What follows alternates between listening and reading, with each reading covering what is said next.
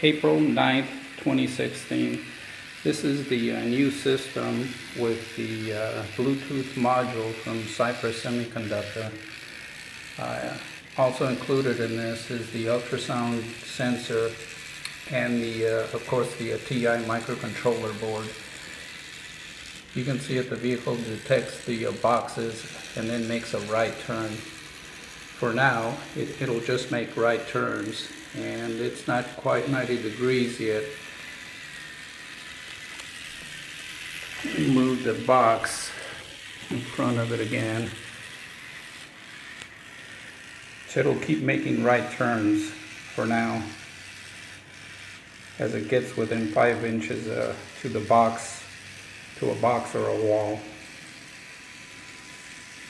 And it'll keep making right turns. I'll get a close-up of the new Cypress Bluetooth module. It's in between the ultrasound sensor and the TI microcontroller board.